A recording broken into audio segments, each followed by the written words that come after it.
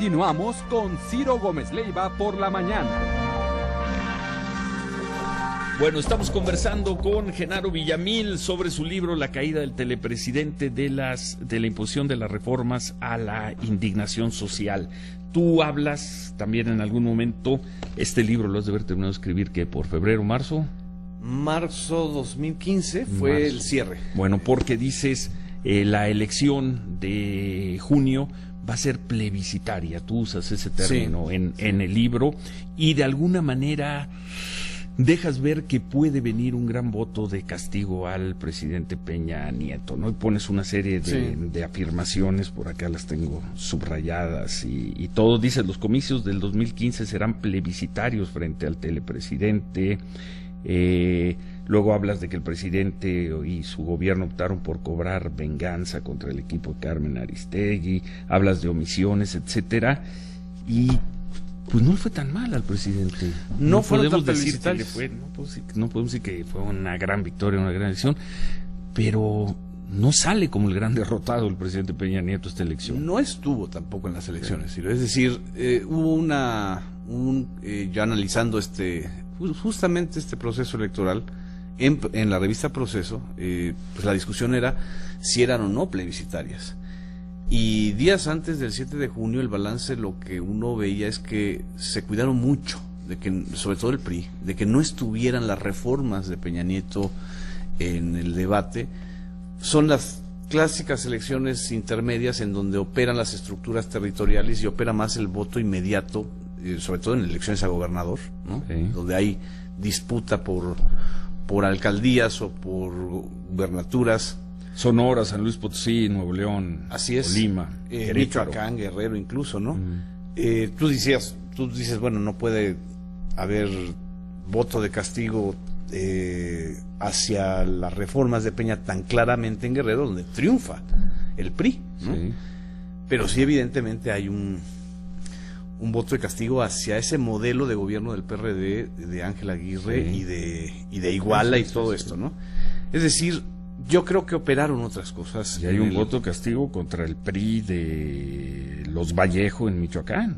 También. Y un voto de castigo contra las prácticas de padres en Sonora del hay PAN. Múltiples lecturas, ¿no? Yo creo y que de Rodrigo Medina del PRI en Nuevo León. Sí, yo creo que los tres partidos del sociedad muy pacto, inteligente, Genaro.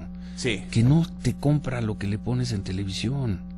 Hay una sociedad muy inteligente, hay un México mucho más inteligente del que en ocasiones pensamos. Precisamente por eso es la caída. Precisamente por eso es la caída. Cuando ya una clase política o un grupo de poder no está leyendo esta complejidad, ¿no?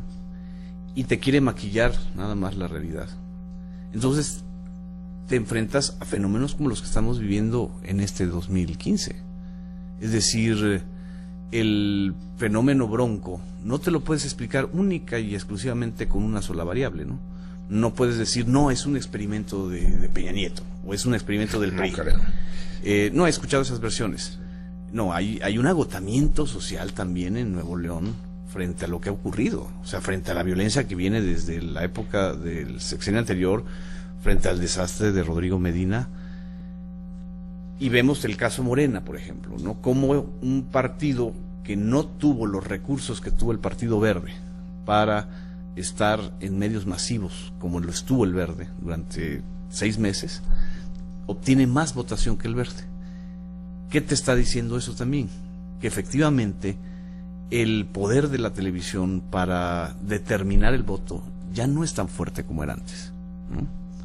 Que ha habido la tesis que a mí me estoy replanteando todo el tiempo, pero que es la fundamental en esta línea de análisis, es que vivimos una transición que todavía no la hemos, una transición incompleta de una sociedad analógica a una sociedad digital, en medio de una clase política que todavía se quedó muy anclada en lo analógico, es decir, que sigue sobrevalorando el papel de la televisión, que sigue sobrevalorando el control a través de la información, a través de medios masivos. Pero ¿cómo no lo va a sobrevalorar si hay toda una versión, hay una corriente de pensamiento que dice que la televisión impuso al actual presidente de la República? Porque hubo un modelo. Una contradicción de tesis, Genaro.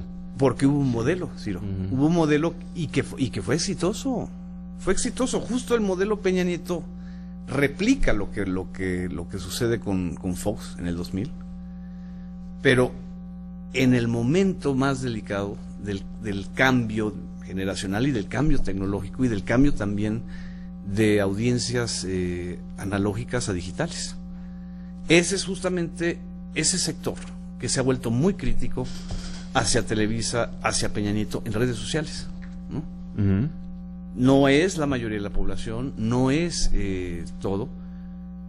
Yo lo estoy replanteando y tratándome de explicar a mí mismo, ¿no? Porque como periodista te enfrentas a eso, ¿no? En fin, puntos que vienen en el libro Genaro Villamil, La caída del telepresidente. Me voy al capítulo 5. Digo, nos podríamos pasar aquí 3 programas a hablar de la reforma de telecomunicaciones, de la reforma una energética. crítica que yo siempre hago, ¿no? Es una crítica durísima.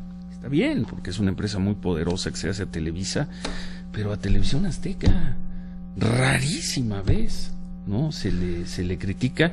Y yo te preguntaría cuál es la empresa que se ha ramificado, multiplicado, y ellos sí jugando todo el tiempo al margen, al borde de la ley o al margen de la ley, ganando los casos con intimidación, ganando los casos en tribunales. Y más o menos Ricardo Salinas sigue gozando de una buena prensa, porque el mal está en Televisa. En fin, si quieres...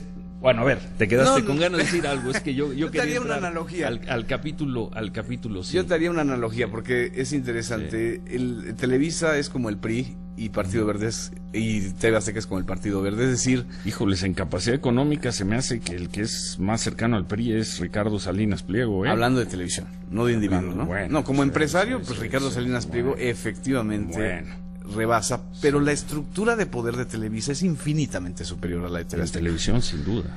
No, y todo lo demás. Es decir, pues Televisa nace con el sistema político mexicano. Es decir, no nace ni surge solamente con la generación de Emilio Azcárraga Gallán y los Cuatro Fantásticos, ¿no? Entonces es mucho más complejo, ¿no? Evidentemente se cuidan mucho más que TV Azteca, ¿no? TV Azteca siempre está jugando en la raya de la ilegalidad. En la raya de y bueno, los tú dos lo lados, viviste, y yo lo he escrito, escribí el primer libro, justamente. Sí. Fue Esto no es para ti. Pero de repente es Televisa, y los otros. Sí. Los otros, en fin. Bueno, a ver, antes de irnos a pausa, es que hay muchos temas. Leo nada más este párrafo. Dice, 20 de agosto de 2014, el Fondo de Cultura es la página 225 del libro Genaro Villamil. Se llama el capítulo Corrupción, la caja de Atlacomulco. 20 de agosto de 2014, el Fondo de Cultura Económica, con la dirección de José Carreño Carlón, inauguró una serie de charlas, entre comillas, con el primer mandatario para analizar las reformas estructurales. Fue una entrevista cómoda, sin cuestionamientos duros, para presumir a un mandatario exitoso y a una empresa editorial transformada en promotora, El programa duró solo una emisión, fue grabado en tal lugar, ahí los periodistas que estuvimos, y dices, nada contrarió en ese diálogo sin trasfondo al primer mandatario. Los periodistas obsecuentes, el primer mandatario repetía los mismos argumentos. Bueno, como televidente, pues yo no tengo nada que objetarte. El juicio del televidente es inapelable. Cada quien ve su propio programa. Como crítico de televisión, ¿no te parece que es de las pocas, y yo no salí nada contento ahí, de las pocas entrevistas con el presidente Peña Nieto que han dado 2, 3, 4 notas? ¿Qué es lo que un periodista busca? La nota la dio cuando él dice lo de la corrupción. Bueno, él dice porque se lo preguntan y porque se lo insisten.